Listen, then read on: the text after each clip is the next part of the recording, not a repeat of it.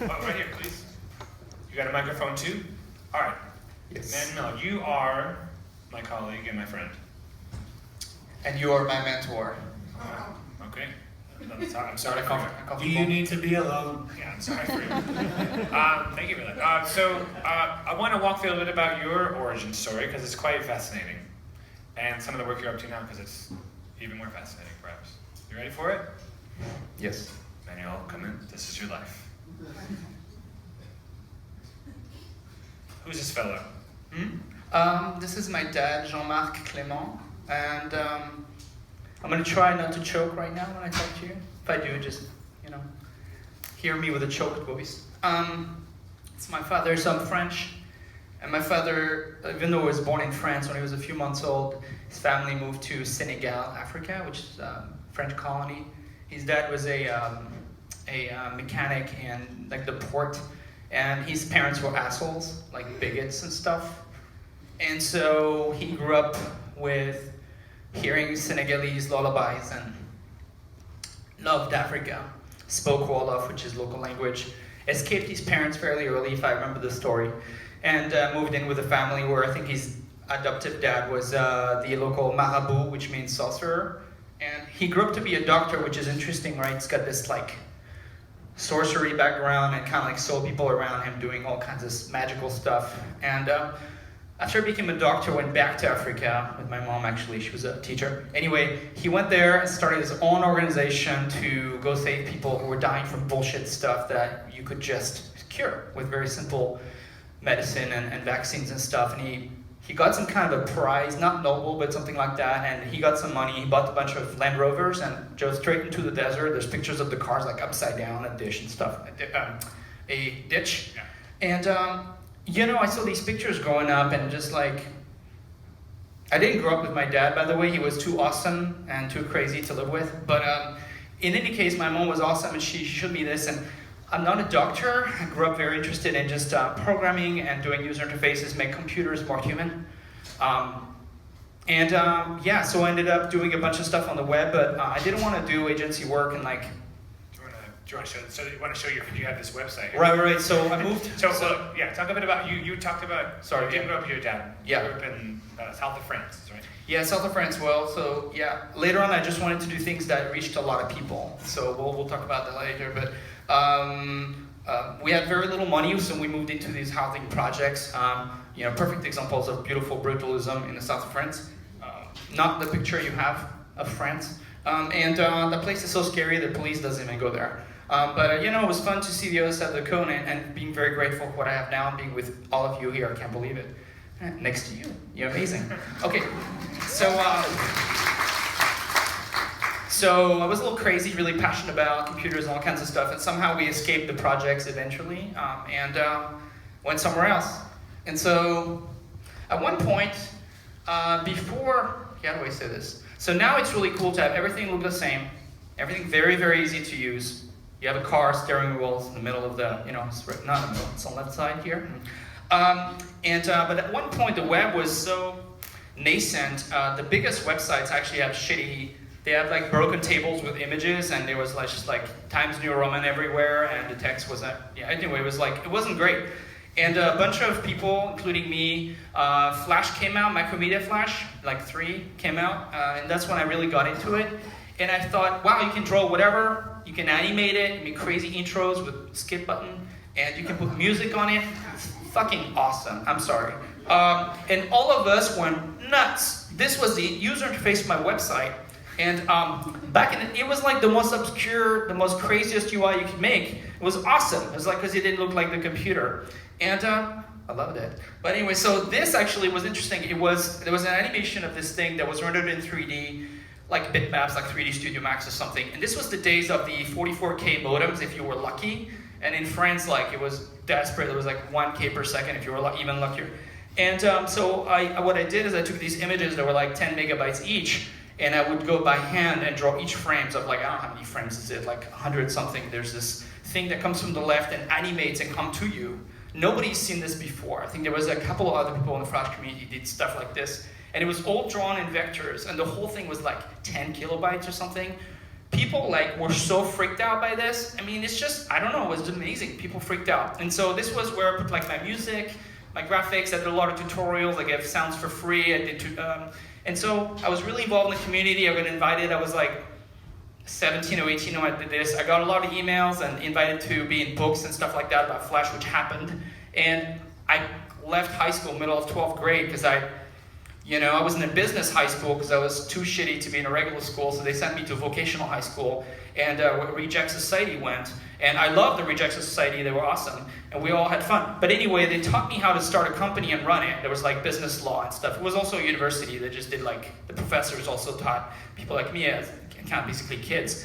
And so I went to City Hall, or wherever it was, business thing, and the city, and started my own business, and I was invoicing people. I was 18 years old, and anyway, it was a lot of fun. It was crazy. Like, everybody did crazy stuff. People like Joshua Davis from PlayStation, Yugo Nakamura from Yugo PE. There's all kinds of stuff out there, crazier than crazier, one after the other. So that was like my introduction to this.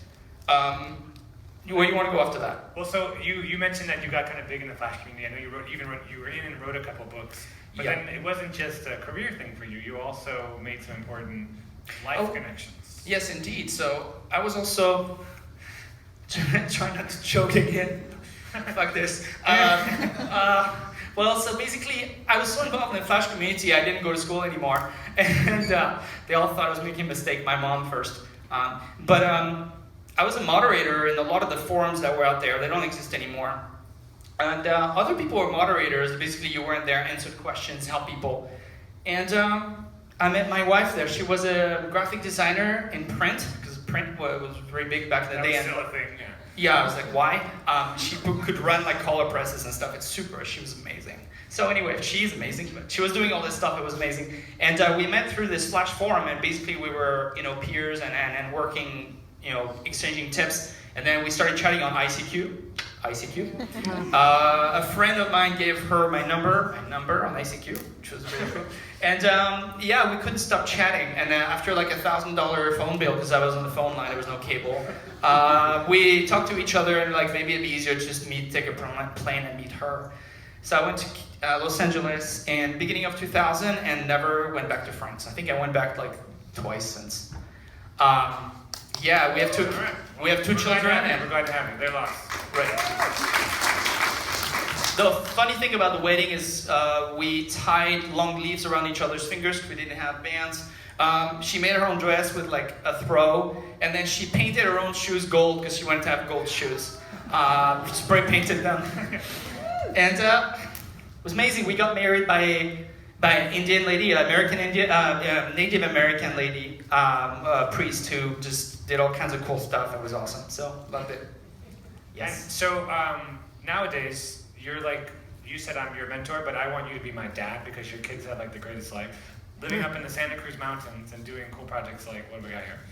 Yeah, so time check. Make sure you move on from me because I'll talk forever. But so I grew up in France, and I was in France. You could walk into bars that were like, here you can't. As a kid, you can't walk into bars. First of all, you don't send your kids on the streets anymore. But I could go there, and I would look at all these arcade machines, and I was like fascinated by them because as a computer person, I knew that the arcade machines were incredibly advanced compared to like the home ports, right? So if you had like Street Fighter or something like Chase HQ, there's a bunch of game back then, Final Fight. The version on my little Z80 computer was really, really bad compared to the arcade machine. And whenever I had like a 5 franc or 2 franc coin, which doesn't exist anymore, I would put it in the machine and lose right away, but I would just look at those graphics and it drove me crazy. So I knew I would like have an arcade machine growing up, so what I ended up doing is I made one. So this is a drawing I made in SketchUp. It's a CAD model down to like the micro switches and everything else, and built this thing. My wife thought I was crazy, but that's how I got the job at Google. I think like my interview was half of it was about this machine, which was really weird.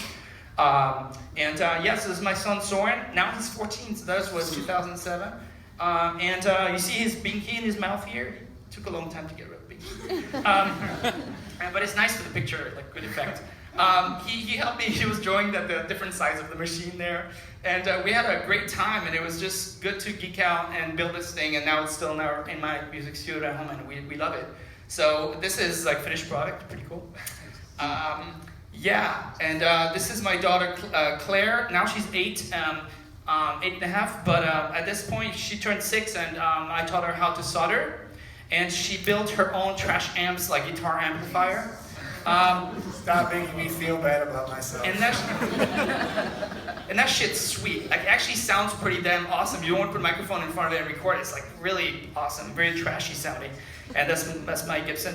But she's really good. And then we do stuff like this. And then my wife and I, for 2 years, were like a labor of love. Every Sunday morning in the woods in my house, we'd open the doors at 9 a.m. and kick everybody out like at noon or 1 o'clock so everybody wanted to stay. We did, I brought Chromebooks I stole them from work, but they gave them to me, but they didn't have any choice. And I taught, we taught, I don't know how many kids, 10 to 15 kids, age 10 to 15, at least half girls. I was really gung-ho about this, telling girls, yes, you could be an engineer. Yeah, so we had a great time teaching them how to code stuff, build stuff, solder things, just take things apart and learn about things. And we even had little Raspberry Pis, and we were learning about the terminal, command lines, how to navigate through the directories, and just telling them how things worked a little bit. Because for them, they all thought they were computer geniuses because they could open Netflix on a fucking iPad. I said, okay, just speak like this. It's okay with me. I think it's filmed and it'll be on YouTube, which is kind of scary for me, but you know what? Whatever. Then what happened is I work at Google. I got hired to work on the self-driving car project. There was very few people on the team. I'm going to choke again? I don't know. When I was 8, I got hit by a car on my bike and snapped my left leg here. And I don't know how I survived it. It was a big accident. And I don't know, I grew up thinking, again, I want to help people. I'm not a doctor, but man, making the road safer, that would be awesome. So I got hired at Google, and I got there, got in the car that they have, the Prius with crazy wires everywhere, and this screen that was really scary, blinking and stuff. I was like, wow, what's going on? They're like, oh, it's going to change lane. No big deal. And then it went like crazy sound. I'm like, what's going on? They're like, on the bus, you had a flashback. We were at the bus from the airport. Yes. And you heard the most obnoxious buzzing noise, and you snapped like a dog, and you went to this trauma about. I was PTSD from the original sounds from it. But then I kind of the first week I asked the VP for his Google credit card. I said I gotta go buy music gear to make the sounds for this car because I'm not gonna pay $500,000 for an agency who have no idea how UX works to send you bullshit slides about emotions and keywords. Let's just make sounds. Let's test them, the user-centered process. And a year later we have this amazing, I think, really nice user interface with sounds, everything haptics, visuals, audio, that we had data over time of how people reacted to them, level of alertness, all kinds of stuff, time to respond because you could take over the wheels and there was all kinds of stuff. Really awesome project, very proud of it. Then this is how we met. I told you to work on another project to save lives. Millions and millions of billions, maybe billions, trillions, I don't know. I'm not a math person. Yes, so at Google, something is really cool. That's why I work there every day. I've been there for 5 years. It's you can kind of do all kinds of trouble. You can cause trouble. You can go around Google, be like, hey, can I help you do this thing that has nothing to do with my job?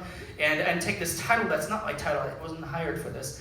But as a trained musician, I grew up basically classical music conservatory in Marseille, in France. And so even though I quit high school in 12th grade, I still had some kind of education, right? So.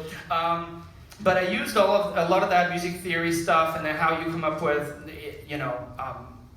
emotions, understand design from my musical background. In any case, I was hired to make sounds for the doodles. A lot of the time when they're interactive and you drive a Zamboni around and resurface the ice, or you change the settings on the theremin, or you crash your in Roswell, alleged crash. And you hear a bunch of sounds that are really cool, like a farmer snoring. This is actually me snoring. There's a chicken in there. This is a real chicken. I brought my chicken in front of a microphone, damn it! Do I need to squish you? No chickens were hard Scottish style. So this was just brilliant, because I was working on the car, which sounds awesome, but every day the car thing, right? It's pretty serious. You're saving people's lives.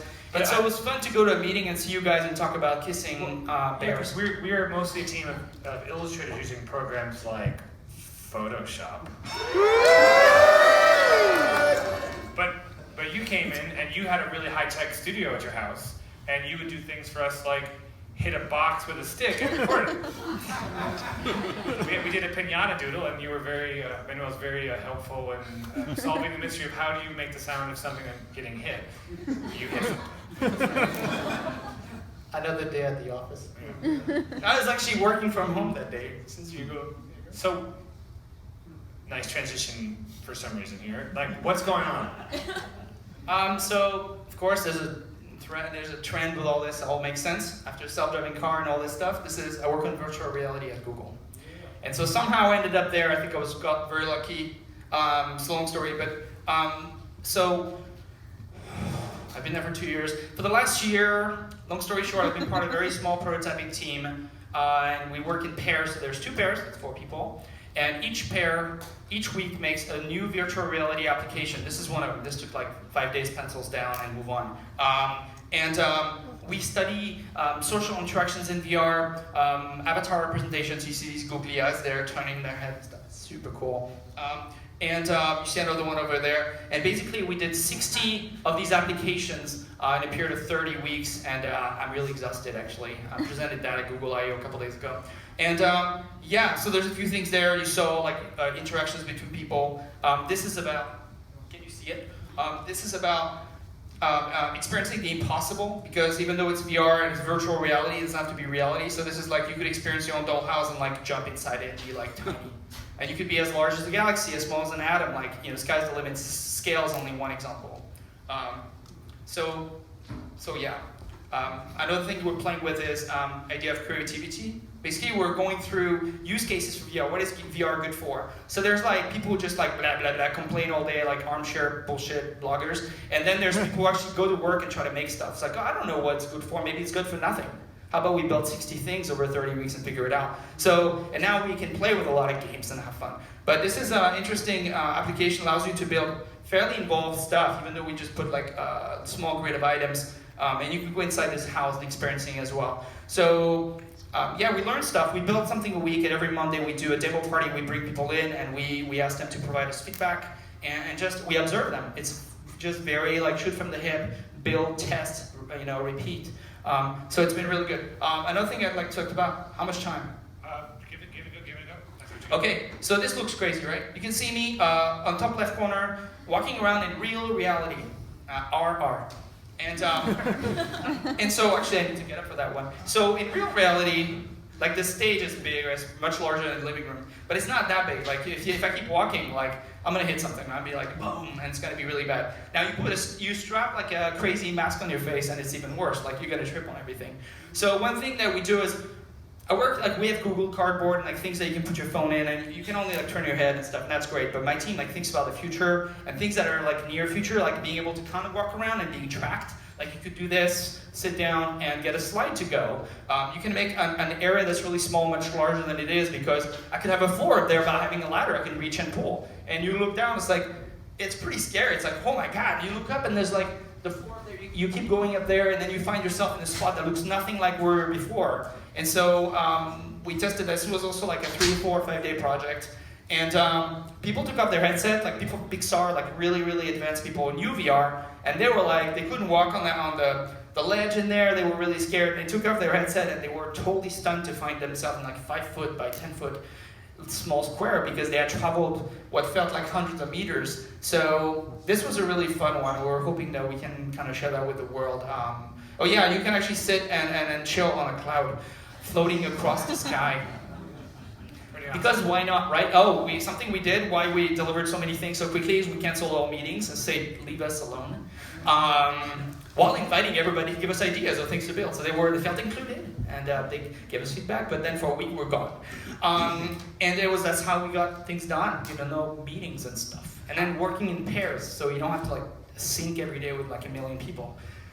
It was a great thing. I'm glad, the real world is glad that someone like you is advocating for the virtual world, doing such great work. Thank you so much for being here. Thank you. Will you scoot up one step over and hang out for our next guest?